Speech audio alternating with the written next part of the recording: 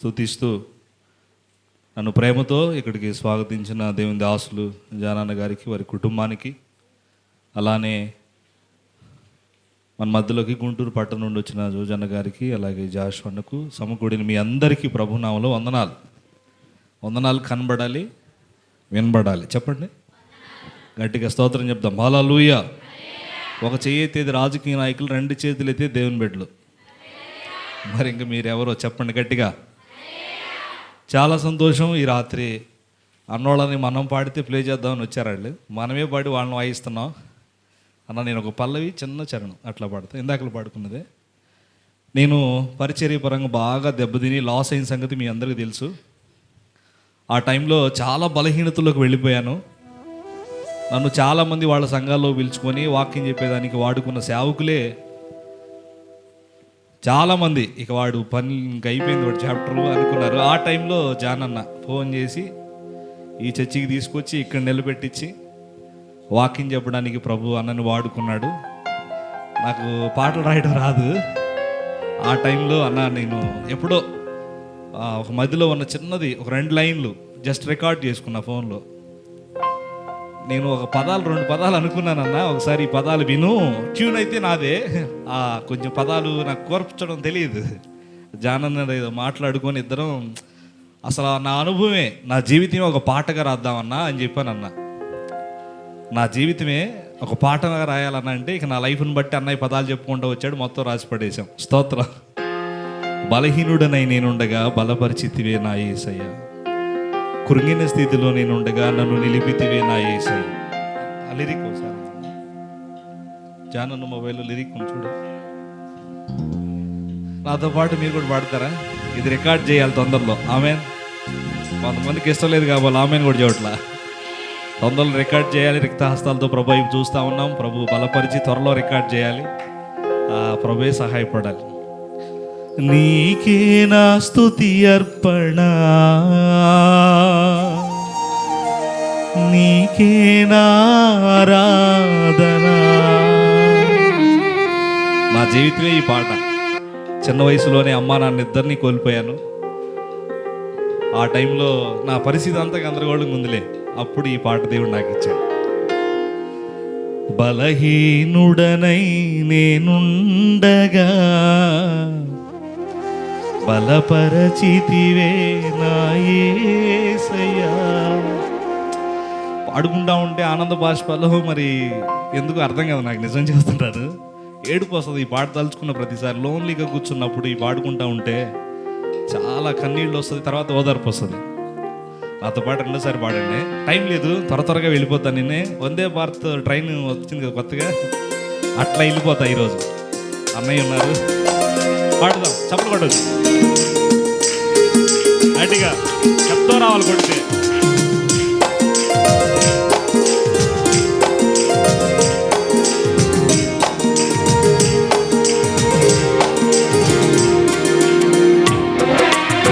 Praise the lord. స్తోత్రం.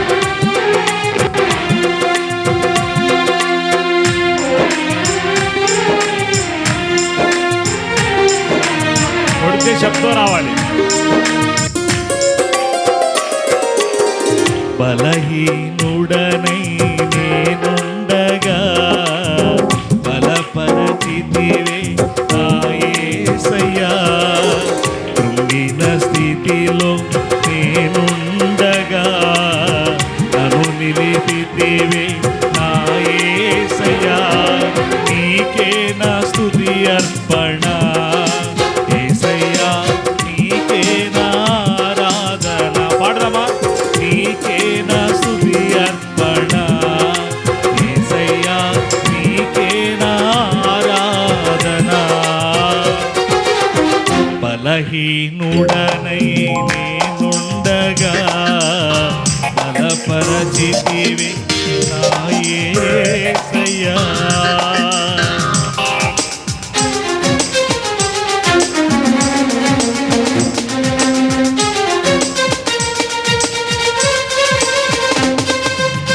గట్టిగా యేసయ్యా.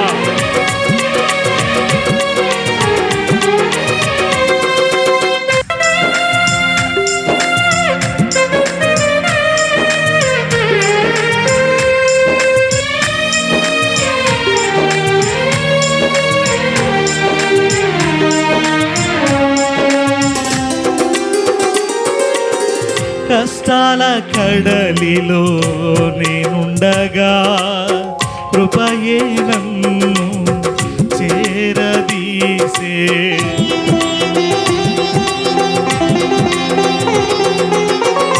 కష్టాల కడలిలో నేనుండగా కృపయే నన్ను చేరదీసే. చెలిమిగా నిలిచావు, నీ స్నేహము పంచావు.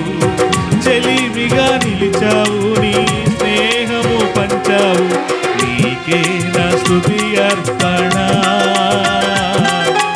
నీకే నా ఆరాధన.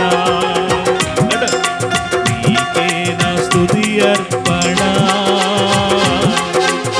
నీకే నా ఆరాధన.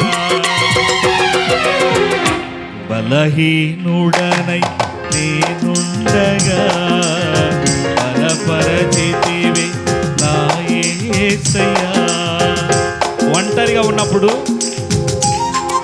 నాకెవరు తోడుగా ఉండేది? దేవుని మమత తోడుగా ఉండి నన్ను మరిపించేసింది. ఒంటరివి కాదు, నేను నీకున్నాను.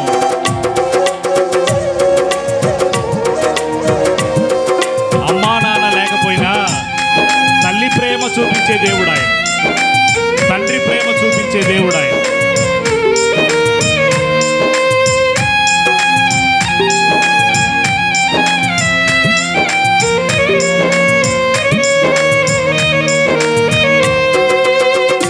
గట్టిగా కొట్టచ్చు, గట్టిగా. యేసయ్యా నీకు మహిమ. ఒంటరి బ్రతుకులో నేనుండగా నీ మమతే నన్ను మరిపించే. ఒంటరిగా ఉన్నప్పుడు దేవుడే కదా మనకు తోడు. ఒంటరి బ్రతుకులో నేనుండగా నీ మమతే నన్ను మరిపించే. తల్లి ప్రేమ చూపించావు, తండ్రిలా లాలించావు. తల్లి ప్రేమ చూపించావు, తండ్రిలా లాలించావు. నీకే నా స్తుతి అర్పణ, నీకే నా ఆరాధన. పాడమ్మా. నీకే నా స్తుతి అర్పణ, నీకే నా ఆరాధన. బలహీనుడనై నేనుండగా బలపరచితివే నా యేసయ్యా. కృంగిన స్థితిలో నేనుండగా నన్ను నిలిపితివే నా యేసయ్యా. నీకే నా స్తుతి అర్పణ, యేసయ్యా నీకే నా ఆరాధన. పాడదామా? ఆమేన్. నీకే నా స్తుతి అర్పణ, యేసయ్యా నీకే నా ఆరాధన. నీకే నా స్తుతి అర్పణ, నీకే నా ఆరాధన. నీకే నా స్తుతి అర్పణ, నీకే నా ఆరాధన. నీకే నా స్తుతి అర్పణ, నీకే నా ఆరాధన. నీకే నా స్తుతి అర్పణ.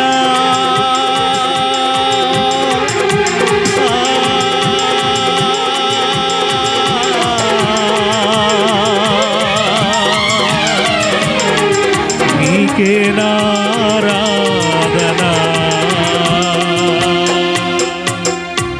బలహీనుడనై నేనుండగా బలపరచితివే నా యేసయ్యా. కష్టాల కడలిలో నేనుండగా నన్ను నిలిపితివే నా. దేవుడు మిమ్మల్ని అందరినీ బలపరచును గాక. నన్ను బలపరిచిన దేవుడు మిమ్మల్ని కూడా బలపరచును గాక. కష్టాలలో ఉన్నాను, శ్రమల గోలిమిలో ఉన్నాను, ఒంటరిగా ఉన్నప్పుడు అన్నీ తానై నాతో ఉన్నాడు. గట్టిగా చప్పులు కూడా దేవుని మహిమపరచు. Praise the lord. ఏంది సౌండ్ తగ్గుతుంది? గట్టిగా చెప్పాలి. చాలా సంతోషం. ఇక ఆలస్యం చేయకుండా త్వరగా దేవుని వాక్యంలోకి వెళ్ళిపోదాం. ఎంతగా అందరికి చెప్పావు మాకు చెప్పలేదు ఏందన్నాడు చూస్తున్నారు. చెప్పాక మీకు మరొకసారి వందనాలు, అందరికీ వందనాలు. తొరిమేళ్ళ నుంచి వచ్చిన బిడ్డలు కూడా ఉన్నారు, వాళ్ళకు కూడా నేను తెలుసు, మా వందనాలు. Thank you. రైట్, చాలా సంతోషం. ఈ సమయంలో పరిశుద్ధ గ్రంథమైన బైబిల్లో నుండి నాకంటే పెద్దలు దేవుని సేవకులు ఉన్నారు కాబట్టి నేను త్వరగా ముగించడానికి ప్రయత్నం చేస్తాను. లోకాసు వార్త 16వ అధ్యాయం చూద్దాం. లోకాసు వార్త 16వ అధ్యాయము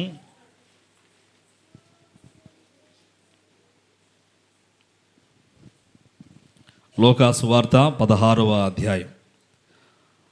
పరిశుద్ధ గ్రంథమైన బైబిల్ అందరు తీయండి, చక్కగా దేవుని వాక్యం చూడండి.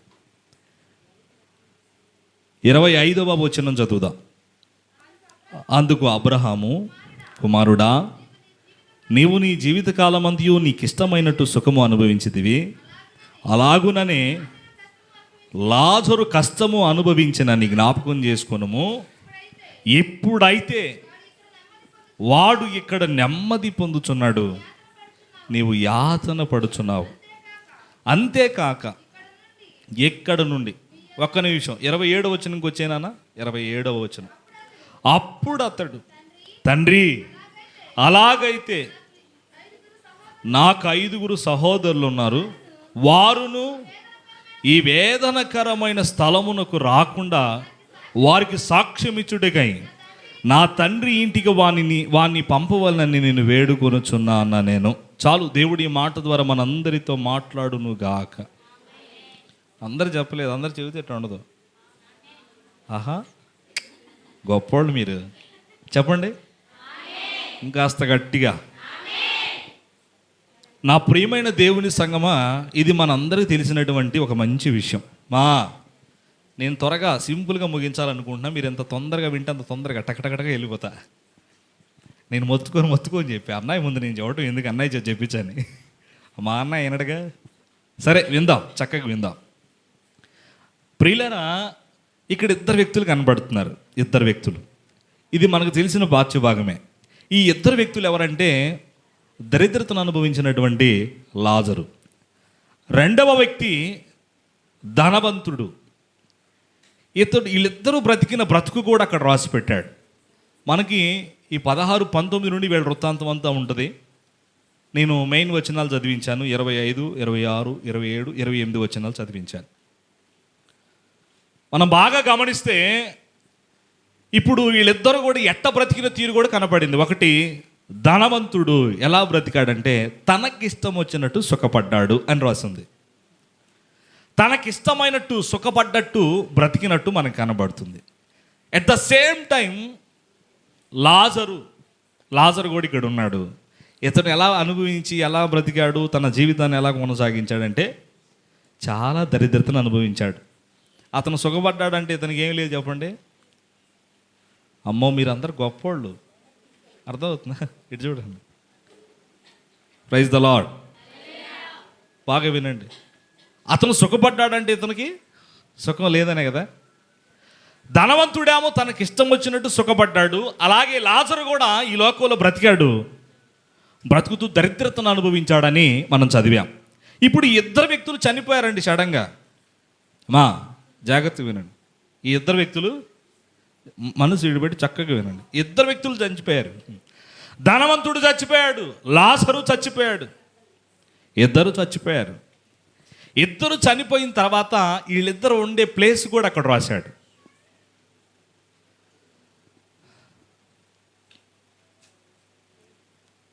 Praise the lord. చెప్పండి, గట్టిగా చెప్పండి, బాగా వినండి. మా అమ్మ కదా, మీరు అటు చూస్తున్నారని నా బాధ, అంత ఇంకేం లేదు. కాస్త మా మనసు పెట్టండి, నాకు టైం లేదు. మా అమ్మ కదా, జాగ్రత్తగా వినండి. 2 గురించి అంటే వాళ్ళ స్థితిని చూపించాడు, ఎలా బ్రతికారనే చూపించాడు. తర్వాత వీళ్ళిద్దరు ఎక్కడికి వెళ్ళిపడ్డారంటే, ఒకళ్ళేమో నెమ్మది పొందే స్థలంలో ఉన్నారు, మరొకరేమో యాచనకరమైన స్థలంలో పడ్డారు. అవునా కదా? ఇప్పుడు ఒక సన్నివేశం అక్కడ జరుగుతూ ఉంది. అబ్రహాము గారికి, ధనవంతుడికి, లాజర్కి, వీళ్ళిద్దరు ముగ్గురు మధ్య సన్నివేశం జరుగుతూ ఉంది. ఆ 27వ వచనంలో ఈ ధనవంతుడు ఉన్నాడే, సుఖపడుతూ బ్రతికాడే, వీడు అంటాడు, అబ్రహామా, అయ్యా నాకు 5 సహోదరులు ఉన్నారు. ఎంతమంది? 5 ఉన్నారయ్యా. వారును ఈ యాతనకరమైన స్థలమునకు రాకుండా ఉండునట్లు ఆయన ఉన్నాడే, వాణి అని రాశాడు అక్కడ. ఎవరాయన? వాణిని అక్కడికి పంపయ్యా. ఎక్కడికి తెలుసా? నాకు 5 సహోదరులు, నా ఇంటికి లాజరు ఉన్నాడు, ఆయన పంపించయ్యా అని ఈ ధనవంతుడు యాతనకరమైన స్థలములో ఉండి అబ్రహాముని వేడుకుంటున్నాడు.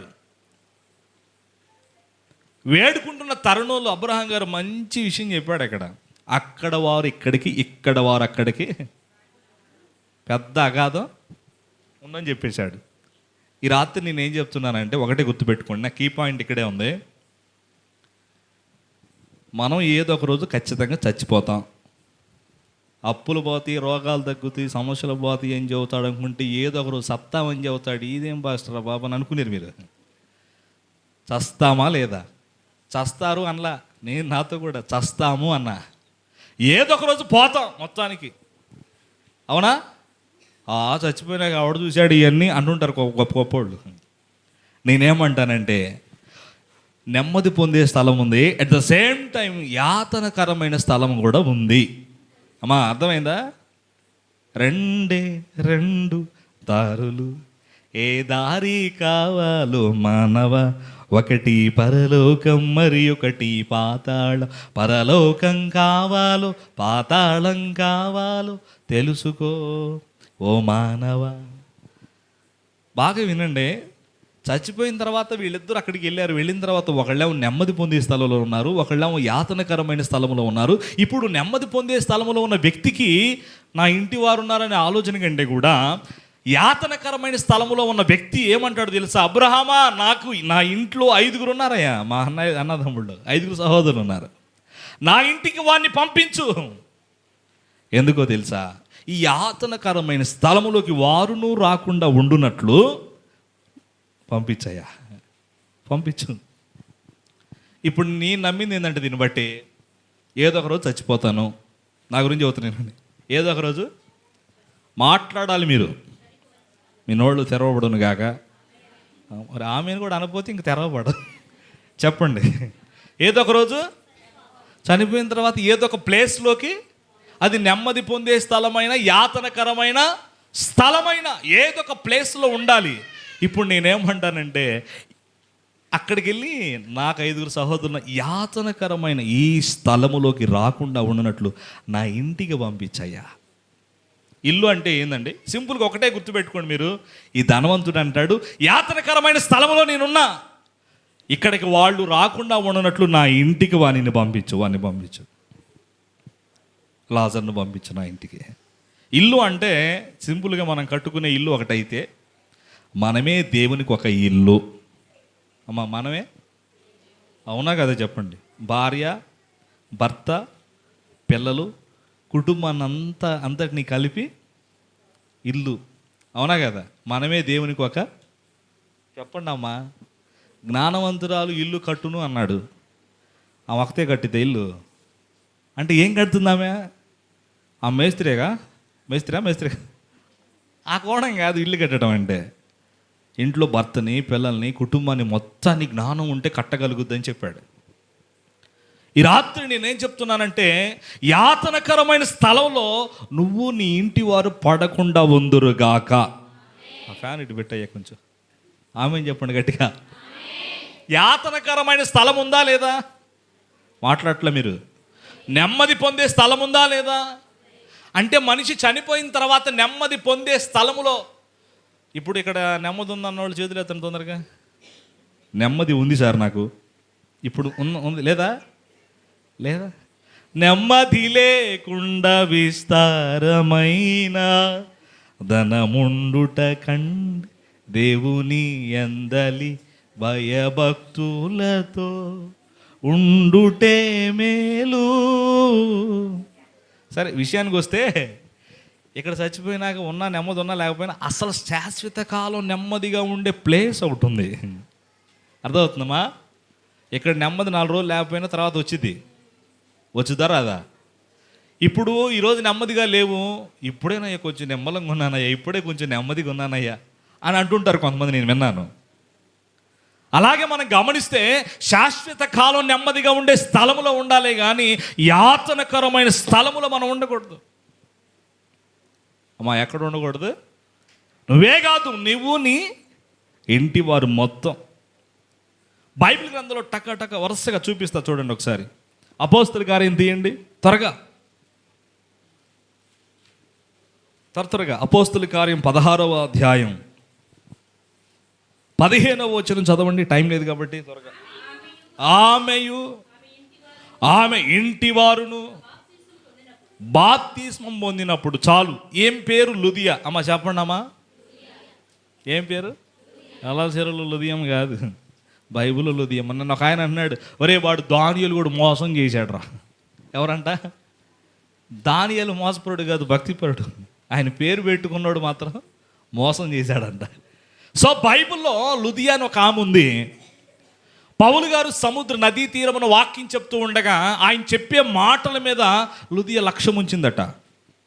ఆయన వాక్యం చెప్తా ఉన్నారు, ఈ ఒక్కతే వింటుంది. అమ్మా, ఇంటి వాళ్ళు మొత్తం అక్కడ ఉన్నారా? పౌలు గారు చెప్తున్న వాక్యం మీద ఆమె దృష్టి పెట్టి చక్కగా వింటా ఉంది. దేవుడు ఆమె హృదయమును తెరిచాడు. తర్వాత విషయం ఏంటంటే ఆమె ఇంటి వారు మొత్తం బాప్తిజమం పొందారు. చప్పట్లు కొట్టి దేవుని మహిమపరుద్దాం. వాన పడితే శబ్దం వచ్చింది చూడండి, అట్టు వచ్చింది, అట్టు కొట్టారు మీరు. సరే, విషయానికి వెళ్దాం. అక్కడ క్లియర్గా చెప్పాడు, ఆమె ఇంటి వారు బాప్తిస్మం పొందారు. వాక్యం ఏంది? ఎవరండి? పౌలు గారు వాక్యం చెప్తున్నప్పుడు వింది ఎవరు? మరి ఇంటి వాళ్ళందరూ బాప్తిస్మం ఎట్టు పొందారు? మనం ఏం వింటున్నామండి? వినుట వల్ల విశ్వాసం కలుగును, వినుట క్రీస్తును గూర్చిన మాట. కొంతమంది ఏమింటున్నారో కూడా అర్థం కాదు. అమ్మా ఏమింటున్నారో కూడా ఆమె వింటుంది. వింటే ఎలా ఉందో తెలుసా? తన ఇంటి వారి మొత్తాన్ని రక్షణలోకి నడిపించుకుంది. ఇప్పుడు ఇంట్లో తాగేవాళ్ళు ఉంటారా ఉండరా? పేకాడేవారు ఉంటారా ఉండరా? మాట వినని వాడు ఉంటాడా ఉండడా? అప్పులు చేసేవాడు ఉంటాడా ఉండడా? కానీ బాప్తిసం పొందిన వాళ్ళు నువ్వే, ఎవరో ఒకళ్ళు, ఇంట్లో ఒకళ్ళే. అమ్మ, మీ అమ్మాయి బాప్తిసం వచ్చాయండి. ఇప్పుడు వద్దు పాస్టర్ గారు, ఈ పిల్లకి ఏం తెలుసు? నువ్వు తీసుకొని నీవేం తెలుసుకున్నావు? ఒకసారి ఆలోచించి. నేనేమంటానంటే, నువ్వు నీ ఇంటి వారు మొత్తం బాప్తిస్మం పొందాలి. బాప్తిస్మం పొందాలంటే లుదియాను బట్టి తన ఇంటి వారు అందరూ రక్షణ అనుభవంలోకి వచ్చారు. నిన్ను బట్టి. అందుకే సామెత అన్నారు, నీ నోరు బాగుంటే. అంతే కదా? నేనేమంటానంటే రాత్రి, నిన్ను బట్టి నీ ఇంటి వారు. ఆయన అంటాడు, నాకు 5 సహోదరులు ఉన్నారయ్యా, యాతనకరమైన ఈ స్థలంలోకి రాకుండా ఉండనట్లు నా ఇంటికి పంపించయ్యా. ఇప్పుడు నీ ఇంట్లో వాళ్ళు లేరా? చాలామంది బాప్తిసం పొందిన వాళ్ళు, యేసు ప్రభు నమ్ముకున్న వాళ్ళు, రక్షణ పొందని వారు లేరా? యేసు ప్రభు గురించి సంపూర్ణ అనుభవ జ్ఞానం లేని వారు లేరా? ఒకసారి ఆలోచన చేయండి. నా ప్రియమైన వాళ్ళరా, లుదియాని బట్టి తన ఇంటి వారందరూ రక్షణలోకి వచ్చారు, ప్రభుని నమ్మారు. నిన్ను బట్టి ఒకసారి ఆలోచన చేయి. ఎప్పుడైనా నిన్ను బట్టి ఒక్క ఆత్మ దేవుని మందిరానికి వచ్చారా? మనల్ని బట్టి ఉన్నవాళ్ళు పోతుంటారు. ఎక్కడికి? ఏడేం బాగాలేదు ఇంకొచ్చి పిల్లిలాగా. పిల్లి అంట ఎన్నిళ్ళు తిరిగితే అట్ట తిరుగుతుంటారు చర్చిలు. వీళ్ళందరూ యేసు నామములో మారుతురుగాక. గట్టిగా చెప్పాలా? ఆమేన్. నా ప్రియులారా, మీరు గమనించినట్లయితే నిన్ను బట్టి నీ ఇంట్లో ఉన్న వారందరూ బాప్తిస్మం పొందాలి కదా. ఎందుకంటే యాతనకరమైన స్థలం ఒకటి ఉంది. ఆ యాతనకరమైన స్థలములో నువ్వు నీ ఇంటి వారందరూ పడకుండా ఉండునట్లు నిన్ను బట్టి, నువ్వు వినేదాన్ని బట్టి నీ ఇంటి వారందరూ ప్రభుని నమ్మాలి కదా. ఒకసారి లుదియాను బట్టి తన ఇంటి వారందరూ బాప్తిస్మం పొందితే నిన్ను బట్టి నీ ఇల్లు ఏమైపోతుంది? చర్చికి పోతున్నావు కదమ్మా, ఇప్పుడు దాకా పోయొచ్చావుక, ఏంది పనింది? స్తోత్రం. త్వరగా చూడండి బైబిల్ గ్రంథాలు. ఇంకెక్కువసేపు అపోస్తలుల కార్యం 16 చదువుదాం. త్వరగా. ఆ. ఉమ్. ఉమ్. ఉమ్. ఆ. ఆ. ఉమ్. ఉమ్.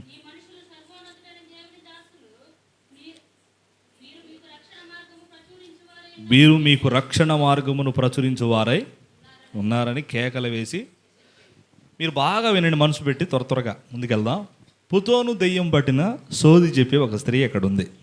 ఏం పని ఏంటంటే సోది చెప్పి తమ యజమానుల కంటే భర్త ఒకడు ఉండాలి, కానీ యజమానులకు లాభం సంపాదించి పెడతా ఉంది ఏమే. ఇప్పుడు ఏంటంటే పౌలు గారిని చూసి ఆ దురాత్మ వెళ్ళిపోయింది, ఆమె బాగుపడింది, ఇంకా సోది చెప్పే పని మానుకుంది. ఎప్పుడైతే పౌలు గారు ఎదురుపడి ఆ పని జరిగిందో, ఆమెకు హీలింగ్ జరిగిందో, స్వస్థత జరిగిందో, ఆ దురాత్మ పోయిందో, ఆ తర్వాత ఆ ఊర్లో ఉన్న వాళ్ళందరూ, పైగా ఆమె యజమానులు, మనకు వచ్చే లాభాన్ని వీళ్ళు పోగొట్టారని పెద్ద పెద్ద రాళ్ళు తీసుకొని పౌలును, చెప్పండి, పౌలును విశ్వాసన్న నిన్నే అనాల్సింది, ఇంకా నన్ను అనలా, పౌలును సెలయు వీళ్ళిద్దరిని రాళ్ళు తీసుకొని కొట్టారు. ఎట్ట కొట్టారంటే రక్తం కారిపోయేటట్టు, వస్త్రాలన్నీ చినిగిపోయాయి. ఊరు బయటికి చావడలోకి కొట్టుకుంటూ తీసుకెళ్లారు. కొట్టి చివరికి బొండ వేసి తీసుకెళ్ళి చెరసాల్లో వేశారు. ఆ చెరసాల బయట ఒక ఆయన ఉన్నాడు, ఆయనే చెరసాల నాయకుడు అన్నారు. ఆయన ప్లేయర్ లేదు అక్కడ, చెరసాల నాయకుడు. వీళ్ళు అక్కడ కూర్చొని, మిడ్ నైట్ అయిపోయింది, మధ్యరాత్రి వీళ్ళిద్దరు కూర్చొని, బాగా వినండి అమ్మమ్మ, మీరు బాగా వినండి. వస్త్రాలు చినిగిపోయినాయి, రక్తం కారుతుంది, పచ్చి గాయాలు. చెరసాలలో వేసినప్పుడు అక్కడ కూర్చొని, ఇప్పుడు ఏమనుకోవాలి వాళ్ళు, యేసు ప్రభువుని నమ్ముకొని ఆయన గురించి చెబుతుంటే రాళ్ళు తీసుకొని కొడతారా? వస్త్రాలు కూడా చినిగిపోయినాయి, రక్తం కారుతుంది, గందరగోళం అయిపోయింది వాళ్ళ పరిస్థితి. అమ్మో ఇట్లా కాదు, ఇది వద్దు, మానేద్దామని అనుకోవాలి. కొడితే కొట్టారు. చెరసాల్లో మధ్యరాత్రి వేళ కూర్చొని పౌలు శిలయు దేవునికి ప్రార్థన చేస్తున్నారట, పాటలు పాడుతున్నారట. నాకు తెలియక అడుగుతాను, ఏం కూర్చొని ఏం పాడుంటారండి? చెరలోనైనా స్తుతి పాడుచు మరణము వరకు నిన్ను ప్రకటించేదా. చెరసాలలో కూర్చొని ఆ టైంలో మధ్యరాత్రి వేళ పాటలు పాడుతుంటే, ప్రార్థనలు చేస్తుంటే ఖైదీలు వింటున్నారంట. ఎవరో ఖైదీలు వినుచుండిరి అని రాయబడింది అక్కడ. వాళ్ళు పాడుతూ ఉండగా, ప్రార్థిస్తూ ఉండగా ఒక్కసారిగా భూమి కంపించింది. ఆ చెరసాల తలుపులు ఒక్కసారిగా ఓపెన్ అయిపోయినాయి, పునాదులు అదిరిపోయినాయి. విచిత్రమైన విషయం ఏంటంటే, చెరసాల నాయకుడు వెంటనే కత్తి తీసుకొని తాను చంపుకోబోతున్నాడు. అయ్యా మీరే హాని చేసుకోవాకండి, మేము ఎక్కడికి పోలే, ఇక్కడే ఉన్నాం ఇవే హాని చేసుకోవాక ఇక్కడే ఉన్నామయ్యా. చావబోయేవాడు కూడా ఒక్కసారిగా, అయ్యా మీరు సామాన్యమైన మనుషులు కాదయ్యా, మీరు రక్షణ పొందటానికి ఏ పని చేయాలి చెప్పండి, నేనేం చేయాలి రక్షణ పొందటానికి? అసలు విచిత్రమైన విషయం ఏంటంటే, వాళ్ళని కొట్టకపోతే, చెరసాలకు వెళ్ళకపోతే, రక్తం కారకపోతే, ఆ చెరసాల పాడకపోతే, ప్రార్థన చేయకపోతే తలుపులు ఎట్లా ఓపెన్ అయ్యాయి? అసలు ఆ చెరసాల నాయకుడు అదంతా చూసి, అయ్యా రక్షణ పొందడానికి, అయ్యలారా రక్షణ పొందడానికి నేనేం చేయాలో చెప్పండి అయ్యా, ఏం చేయాలి చెప్పండి? ప్రభు అయిన యేసునందు విశ్వాసం ఉంచు, అప్పుడు నీవును ఇంటి వారును. అక్కడే కదా చూసింది ఆ సన్నివేశం అంతా. తర్వాత పౌలు సిరి అక్కడికి వెళ్ళి వాళ్ళని కూర్చోబెట్టి తన ఇంటి వారికి కూడా వాక్యమును బోధించి ప్రభువునందు విశ్వాసం ఉంచిన తర్వాత వారి ఇంటి వారి మొత్తానికి మధ్యరాత్రి బాప్తిస్మీ చేశారు. చప్పలు కొట్టి దేవుని మహిమపడదాం. హల్లెలూయా. మీరు బాగా వినండి, లుదియా తన ఇంటి వారందరినీ యాతనకరమైన స్థలములో పడకుండా ఉండునట్లు నెమ్మదిగా ఉండే స్థలంలో ఉండేటట్టు తన ఇంటి వారిని కాపాడుకున్నదా లేదా? మాట్లాడట్లా మీరు గట్టిగా. మరి నువ్వు నన్ను బట్టి నా ఇల్లు, చెరసాల నాయకుడు ఒక్కడే ఆ దృశ్యం అంతా చూశాడు. వాళ్ళ ఇంటికి తీసుకెళ్ళాడు, కూర్చోబెట్టి వాళ్ళకి వాక్యం చెప్పుకున్నాడు. చెరసాల నాయకుడిని బట్టి తన ఇంటి వారందరూ ప్రభువునందు విశ్వాసం ఉంచారు. వారందరూ బాప్తిస్మం పొంది ప్రభు అయిన యేసుక్రీస్తు వారిని సొంత రక్షకునిగా అంగీకరించారు. Praise the lord. నా ప్రియులారా, ఆలోచన చేయండి. ఇంకాస్త ముందుకెళ్తే ఆదికాండం తీయండి, 7వ అధ్యాయం. త్వరగా నేను ముగింపులోకి వచ్చాను. ఆదికాండం 7వ అధ్యాయం. ఆదికాండం 7వ అధ్యాయం ప్రారంభ వచనం చదువుదాం అక్క. యెహోవా చూచితిని గనుక నీవును నీ ఇంటి వారందరు ఓడలో ప్రవేశించండి. నోవాహు ఎలా బ్రతికాడంటే నీతి కలిగి బ్రతికాడు. చెప్పండి, ఎలా బ్రతికాడు?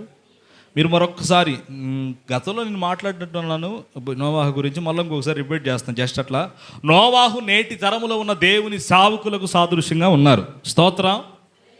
బాగా వినండి. నోవాహు తరములో ఉన్న ప్రజలు నేటి తరములో ఉన్న ప్రజలకు సాదృశ్యంగా ఉన్నారు. ఆ దినాన కట్టబడినటువంటి నోవాహు ఓడ నేటి దినాన సంఘానికి సాదృశ్యంగా ఉంది. ఆయన సువార్త చెప్పాడు, దేవుడు చెప్పిన మాట వారికి చెప్పాడు. అయినా వాళ్ళు ఎక్కడ వెనలా.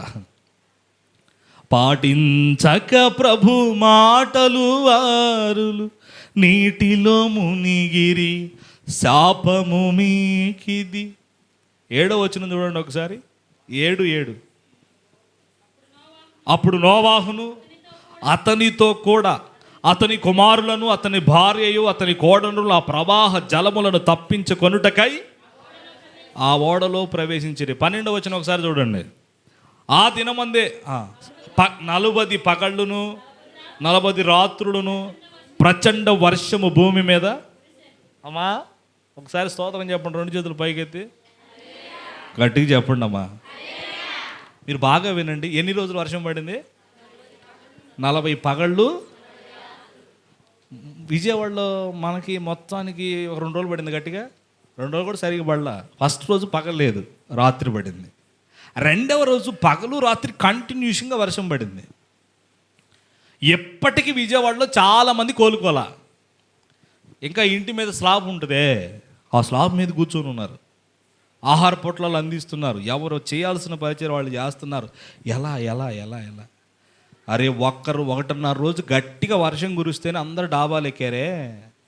40 పగళ్ళు 40 రాత్రులు ప్రచండమైన వర్షం పడితే నోవాహు అతని కొడుకులు కోడళ్ళు భార్య అందరూ ఓడలోకి వచ్చారు. ఓడ సంఘమునకు సాదృశ్యంగా ఉంది. ఈ కడవరి దినాలలో, రాకడ దినాల్లో, రాకడ సంభవాలు జరుగుతున్న ఈ దినాల్లో సంఘం అనే ఓడలోకి నువ్వు, నీ భార్య, నీ పిల్లలు, నీ కుటుంబం అంతా రావాలి. అందరూ చచ్చిపోయారా లేదా? వీళ్ళు కాదు, అప్పటి కాలంలో ఉన్నాళ్ళు అందరూ చచ్చిపోయారు. ఆయన ఫ్యామిలీ మాత్రం సేఫ్. స్తోత్రం. ఈరోజు నిన్ను బట్టి, నోవాహును బట్టి తన భార్య, ఇప్పుడు భార్య ఏది చెబితే భర్త అది, భర్త ఏది చెబితే భార్య అది. వాళ్ళ కమ్యూనికేషన్ చూడండి. రేయ్ రేయ్ మీ సంగతి ఏందిరా అని తండ్రి కొడుకులు అంటాం. ఏముంది నాన్న నువ్వు ఎట్టంటే అట్ట. మాయ్ మీ సంగతి ఏంది కోడళ్ళు, మావయ్య నువ్వు ఎట్లంటే. ఈ సంఘం అనే ఓడలకు వస్తాము, నీ కొడుకులు వస్తే మేము వస్తామయ్యా. కుటుంబం అంతా సంఘం అనే ఓడలోకి రావడం వలన రాబోతున్న భయంకరమైన ఆ జలప్రయాణం. ఇప్పుడు నోవాహు బంధువులు లేరంటారా? చూస్తున్నాళ్ళు కనపడదా? అమ్మో ఎందుకు చెప్పాడు వెళ్దామని. సంఘం అనే ఓడలోకి రావాలి కదా. నేను చెప్తున్నాను, ఈ జలప్రళయం ఏమో కానీ నాకు తెలిసి ఒక నమూనా, ఒక సూచన. విజయవాడలో అందరూ స్లాబులు ఎక్కారు. ఇప్పుడు వాళ్ళ బాధ వర్ణాతీతం. మనం బాగానే ఉన్నాం, చెరువులు కాలువలు ఉండి గట్రా పడ్డ వర్షం అంతా కాలువలోని చెరువులు, చెరువులో నీళ్లు సముద్రానికి జారుతున్నాయి. అన్ని సిమెంట్ రోడ్లు, టెక్నాలజీ పెరిగిపోయింది. పడ్డ వర్షం అంతా అక్కడికక్కడికి స్టోరేజ్ అయిపోయి ఎక్కువైపోతుంది. నేనేం చెప్పదలిచానంటే, కళ్ళ ముందు ఈ సంభవాలన్నీ సంఘం అనే ఓడలకు నువ్వు ఒక్కదాని వస్తే సరిపోదు. నువ్వు నీ ఇంటి వారందరూ రావాలి. స్తోత్రం. లుదియాని బట్టి తన ఇంటి వారు కాపాడబడలేదా? చెరసాల నాయకుడిని బట్టి తన ఇంటి వారందరూ బాప్తిస్మం పొందలేదా? నోవాహును బట్టి తన ఇంటి వారందరూ సంఘం అనే ఓడలోకి రావడాన్ని బట్టి 40 పగళ్ళు 40 రాత్రులు కురిచిన ప్రచండమైన జలప్రళయాన్ని వారు తప్పించుకోలేదా? ఈరోజు రాత్రి నిన్ను నన్ను మనలను బట్టి మనన్న ఒక్కరిని బట్టైనా మన ఇంటి వారు బాప్తిస్మం పొందుదురుగాక. గట్టిగా చెప్పండి అమ్మా, ప్రభుని గుర్తెరుగుదురుగాక. యుద్ధాలు జరుగుతున్నాయా లేదా? కరువు వచ్చిందా లేదా? ఇవన్నీ చూడండి. మనకేం మనకు ఆయన అన్నాడు పొద్దుగూతుంది, తెల్లారుతుంది పొద్దుగూతుంది అన్నాడు ఒక ఆయన. ఆయనకి ఏం తెలియట్లా. మన 80 సంవత్సరాలు పెద్దామని చూశాను, ఆమె రోజుకి 20 అధ్యాయాలండి. గవర్నమెంట్ టీచర్ రిటైర్డ్ అయింది ఆమె. 80 ఏళ్ళు ఉంటాయి మేడం గారికి. రోజుకి టార్గెట్ 20 అధ్యాయాలు నేను చదవాలా. చదవకపోతే నేను నిద్రపోను పాస్టర్ గారు. 20 అధ్యాయాలు నేను చదవాలంటే 20 అధ్యాయాలు చదివేసేయాలి పాస్టర్ గారు. మనమండి పొద్దున్నే లెగుస్తాం, మన పనులన్నీ మనం చేసుకుంటాం, పెట్టుకుంటాం, పరిగెడతాం, పను. నేనేమంటా, నువ్వు ఎంతైనా పని చేసుకో, అవన్నీ నాకు అనవసరం. నేనేమంటానంటే యాతనకరమైన స్థలం ఒకటి ఉంది అయ్యా. నాకు 5 సహోదరులు ఉన్నారయ్యా, వాళ్ళు యాతనకరమైన స్థలములోకి రాకుండా ఉండునట్లు. మీకు చెప్పనా, ఒక ఇంటి వారిని బట్టి దేవుడు వీళ్ళందరినీ కాపాడుకున్నాడు. At the same time Naaman వచ్చాడు, రోగం తగ్గిపోయింది. దైవజనుడు అంటాడు, బాయ్ గెహాజీ ఎక్కడికి పోయా? నేను అడుగు బాగలేదయ్యా, ఇక్కడే ఉన్నాగా. నువ్వు అక్కడికి వెళ్ళి అతనిచ్చే నయమాన్ ఇచ్చే బంగారం వస్త్రాలు ఇవన్నీ తీసుకొని దాచిపెట్టుకొని వచ్చినప్పుడు నా మనసు నీతో కూడా రాలేదా? అయితే ఇప్పుడు ఏందో తెలుసా, తాను వచ్చి పోగొట్టుకున్న కుష్టి వ్యాధి నీకు నీ సంతతి కూడా వచ్చును గాక అన్నాడు. వచ్చింది. తనకొక్కడికే రావాలి కదా వ్యాధి. తాను చేసిన తప్పును బట్టి తనకి తన సంతతికి కూడా మాట్లాడలే. మీరు లోను కాదు, అది వ్యాధి. పోత సత్త 10 లక్షలు ఇచ్చిపోయాడు అని అనుకోవడానికి లేదు. రోగం తెచ్చిపెట్టాడు మహానుభావుడు. తనను బట్టి తన సంతతి అంతటికి రోగాన్ని తెచ్చిపెట్టిపోయాడు గెహాజీ. దావీదు చేసిన ఘోరాతి ఘోరమైన పాపపు పనికి ఏమండి, దేవుడిచ్చిన మంచి భార్య, మంచి భర్త, ఇది పరిశుద్ధమైన బంధం, పవిత్రమైన బంధం. భార్య భర్తల అంతకు మించి పిచ్చి పని చేసేదే క్రమమైన సంబంధం వేరు, అక్రమమైన. నేనేమంటానంటే నా ప్రియమైన దేవుని సంగమా, క్లియర్గా చెప్పాడు అక్కడ. దావీదు చేసిన ఘోరాతి ఘోరమైన పాపానికి తన కడుపును పుట్టిన బిడ్డ 7వ దినమున ఎన్ని ఉపవాసాలు ఉండి ప్రార్థన చేసుకొని రాజవస్త్రం తీసి బోడిది పోసుకొని ప్రార్థన చేసిన ఫలితం, తప్పు చేసిందేమో దావీదు, చచ్చిపోయిందేమో కడుపును పుట్టిన బిడ్డ. దానియేలు మీద నింద మోపిన ఆ మనుషులను, దానియేలు గ్రంథంలో ఉంటుంది, దానియేలు మీద నింద మోపింది ఎవరు రా, వాళ్ళని పట్టుకురండి, వాళ్ళకే శిక్ష పడాలని లేదు, వారికి. ఆ మాట చూడండి ఒకసారి, ముగిస్తాను నేను. దానియేలు గ్రంథం 6వ అధ్యాయం 24 వచనం చూడండి, ప్రార్థన చేస్తాను. దానియేలు గ్రంథం 6వ అధ్యాయం. రాజు ఆజ్ఞ ఇయ్యగా, అదిగో దానియేలు మీద నింద మోపిన ఆ మనుషులను వారిని తోడుకొని వచ్చి సింహము గుహలో పడదోసిరి. వారిని నింద మోపిన వారిని, కుమారులను వారి భార్యలను పడద్రోసిరి. నింద మోపిన వాళ్ళు, శిక్ష ఎవరికి? కుమారులకు. అవండి నేనేం చెప్తున్నాను సింపుల్గా, నా బాధ అంతా ఒకటి. ఈ రాత్రి ఒక్కొక్కళ్ళు చేస్తూ ఉన్న పనిని బట్టి తన ఇంటి వారు అందరూ రక్షణ పొందారు. వీళ్ళు ముగ్గురు చేసిన పిచ్చి పనులకి ఒకళ్ళని బట్టి తన ఇంట్లో ఉన్న వాళ్ళు మొత్తానికి, ఒకళ్ళకేమో వ్యాధి, ఒకళ్ళకేమో చావు, ఒకళ్ళకేమో సింహాల బోన్లో వేయబడ్డారు, ప్రాణమే పోయింది. ఈ రాత్రి నేనేం చెప్తున్నానంటే, ఒకటే ప్రశ్న, నన్ను బట్టి చెప్పండి, మనల్ని బట్టి, సంఘాన్ని బట్టి, మనందరిని బట్టి ప్రభువుని ఎవరైనా నమ్ముతున్నారా? మనల్ని బట్టి మన ఇంట్లో ఉన్న మన భర్త, మన పిల్లలు, మన ఇంటి వారు అందరూ యాతనకరమైన స్థలమును తప్పించుకొని నెమ్మది పొందే స్థలంలో ఉండాలి. ఆమేన్. అర్థమైంది రాత్రి నేను చెప్పింది? నిన్ను బట్టే అది సాధ్యమవుతుంది. నిన్ను బట్టి అది సాధ్యమవుతుంది. ఆయన ఎంత గుండెలు బాదుకున్నా, ఎంత ఏడ్చినా, అయ్యా నాకు 5 అప్పుడు భారం వచ్చింది ఆయనకి. నోవా కాలంలో ఎంత చెప్పిన ఆవిడెనలా, యాతనకరమైన స్థలంలో పడ్డ తర్వాత నాకు 5 సహోదరులు ఉన్నారు, వాడిని అక్కడికి పంపించయ్యా లాజర్ని. అక్కడ వారు ఇక్కడ వారు లేదు, ఛాన్స్ లేదు. నేనేమంటానంటే దీపం ఉండగానే, అది సింపుల్గా దీపం ఉండగానే, దీపం అంటే బుడ్డులో కిసనాలు పోసి లింగి గుడ్డ చింపి నా బాల్యంలో ఆ కిరోసిన్ అయిపోయిందాక వెలుగుతూనే ఉంటుంది. ఆ దీపం కాదు, దీపమే ప్రాణం, ఇల్లే మన హృదయం, ఇది చక్క చేయబడునుగాక. చెప్పండి అమ్మ గట్టిగా. నా ప్రియమైన దేవుని సంగం, నా గుండెలో బాధల్లో ఒకటి రాత్రి, నిన్ను బట్టి నీ ఇల్లు ఏమైపోతుంది? నిన్ను బట్టి నీ ఇల్లు నెమ్మది పొందే స్థలంలో ఉండునుగాక. సుఖపడ మాకు, ఇష్టం వచ్చినట్టు బ్రతక మాకు. నువ్వు సుఖపడ్డావు, నీకు ఇష్టం వచ్చినట్టు బ్రతికావు, అందుకే ఇక్కడికి వచ్చి పడ్డావు. సుఖాన్ని చంపుకొని దేవునికి ప్రతి ప్రార్థనకు రమ్మ, నా ఇష్టం, ఈ గొట్లు వద్దమ్మా నా ఇష్టం, అమ్మ ఎట్టొద్దమ్మా నా ఇష్టం. నీ ఇష్టం నెరవేర్చుకోవడానికి ఇక్కడ నువ్వు వద్దు. స్తోత్రం. దేవుని ఇష్టమే జరగాలి నీ జీవితంలో. Praise the lord. కనుక నా ప్రియమైన వాళ్ళారా, ఈ రాత్రి నిన్ను బట్టి నీ ఇంటి వారందరూ నెమ్మది పొందే స్థలములో ఉందురుగాక. దేవుడి పరిశుద్ధ వాక్యమును మనం ఇంట్లో దీవించునుగాక. ప్రార్థన, కళ్ళు ముద్దాం, చిన్న మాట ప్రార్థన చేసి ముందున్న సమయాన్ని సేవకులకు అప్పగించుకుందాం. ప్రార్థన చేద్దాం, అందరం కళ్ళు ముద్దాం, చిన్న మాట ప్రార్థన చేద్దాం.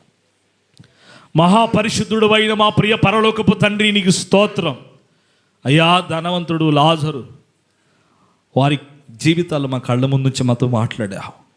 ఒకరు నెమ్మది పొందే స్థలంలో ఉన్నారు, ఒకరేమో యాతనకరమైన స్థలంలో ఉన్నారు. సుఖపడి తనకి ఇష్టం వచ్చినట్టు బ్రతికిన వ్యక్తి యాతన పడుతున్నాడు.